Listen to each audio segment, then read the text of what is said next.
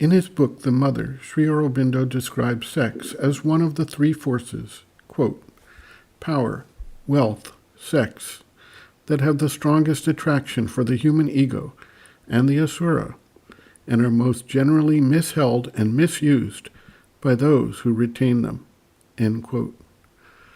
The force of the sex impulse is one that impacts not just a specific individual, but social interactions and spiritual sadhana.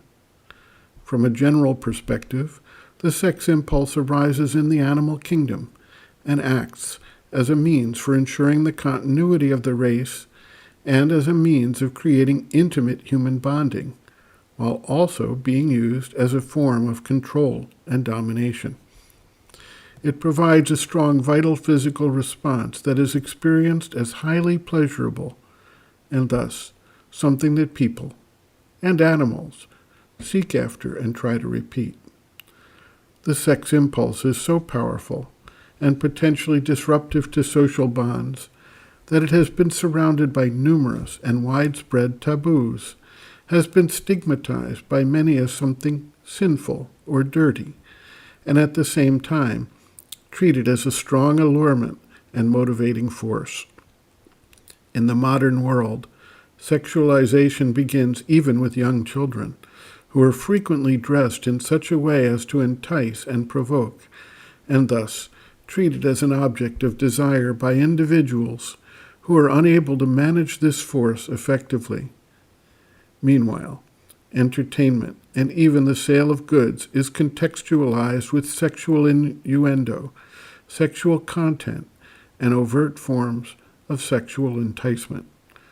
The sexual energy can drive an individual to extreme lengths and has been an underlying force that leads to lust, jealousy, and other forms of disruptive behavior, both for the individual and for the society.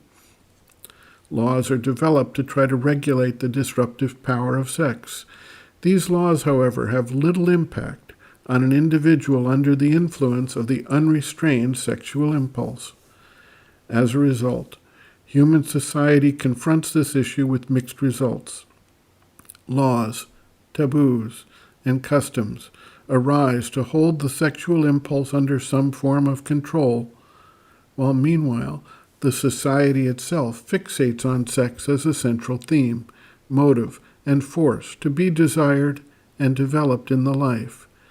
And when that is not possible, there are widespread occurrences of rape, weaponizing of sexual violence in the context of war or attempted domination, pedophilia, and the proliferation of sexual images. The role of the sex impulse in life and the complexity surrounding it takes on a new aspect when a spiritual seeker attempts to understand and deal with it in a way that furthers his spiritual development. This, too, has an individual as well as a social aspect, especially if the individual has joined a community centered around spiritual development, such as a monastery, ashram, cloister, or other form of close-knit community. In such instances, the sexual energy can become an extremely disruptive force in the community and can lead to far-reaching negative consequences for the group.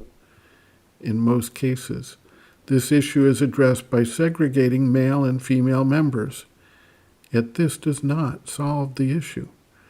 Witness the widespread occurrence of homosexuality or pedophilia in various religious groups that suppress sexuality with vows of celibacy without solving the underlying force of the vital animal drive itself. Eventually, the underlying force itself must be understood, addressed, and transformed. Due to the complexity and widespread role of sex in all of human life, a step-by-step review will be required, and in the coming days we propose to take up these issues. Since our primary focus is on the development of a new, transformative stage of conscious evolution, we appreciate the eventual need to overcome the lower, vital physical nature of this force and use the energy liberated from sex to develop the new higher consciousness. What this implies, and how this can be done, must be the focus of our forthcoming comprehensive review of the subject. This requires breaking through all of the moral and social rules and laws surrounding sex and seeing the vital physical drive for what it is, not sinful, not dirty, but a basic force of evolution centered in the physical vital nature, and thus being able to understand, overcome, and master this first chakra energy. As with any power, there are both positive and negative aspects in the most general sense, and there is the evolutionary trend that requires harnessing the raw first chakra energy and redirecting it towards spiritual fulfillment.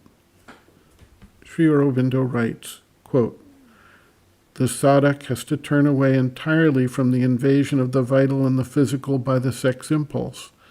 For, if he does not conquer the sex impulse, there can be no settling in the body of the divine consciousness and the divine ananda." End quote. Reference, Sri Aurobindo, Bases of Yoga, Chapter 4, Desire, Food, Sex, page 69.